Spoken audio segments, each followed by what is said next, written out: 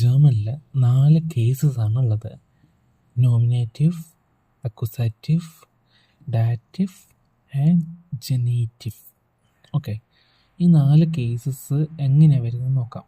എന്താണിതെന്ന് നോക്കാം. Okay, nominative എന്ന് പറഞ്ഞാൽ ആരാണ് ഒരു പ്രവൃത്തി ചെയ്യുന്നത്, ഒരു വേർബ്.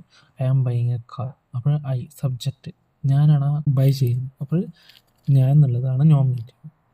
ഇനി അക്യൂസാറ്റീവ് എന്ന് പറഞ്ഞാൽ ആ വേർബ് കാരണം ഡയറക്റ്റ്ലി എഫക്റ്റഡ് ആകുന്ന ആളോ അല്ലെങ്കിൽ വസ്തുവോ. വാട്ട് അല്ലെങ്കിൽ ഹൂ. ബൈയിങ് എ കാർ, എന്താണ് ബൈ ചെയ്യുന്നത്? കാർ. അപ്പോൾ കാർ ആണ് അക്യൂസാറ്റീവ്. ഡാറ്റീവ് എന്ന് വെച്ചാൽ ആർക്ക് വേണ്ടിയാണ് വാങ്ങുന്നത് അല്ലെങ്കിൽ ആർക്ക് വേണ്ടിയാണ് ആ പ്രവൃത്തി ചെയ്യുന്നത്. I help my friend. അപ്പോൾ അതിൽ ആ ഫ്രണ്ട് എന്നത് ഡാറ്റീവാണ്, ആ ഫ്രണ്ടിനെയാണ് ഹെൽപ്പ് ചെയ്യുന്നത്. ഗനേറ്റീവ് എന്താന്ന് നോക്കുകയാണെങ്കിൽ അത് ഒരു ഓണർഷിപ്പിനെയൊക്കെയാണ് സൂചിപ്പിക്കുന്നത്. ദി മാൻസ് ബുക്ക് എന്ന് പറയുമ്പോൾ അവിടെ മാനാണ് അവിടുത്തെ ഓണർഷിപ്പ് ഉള്ളത്.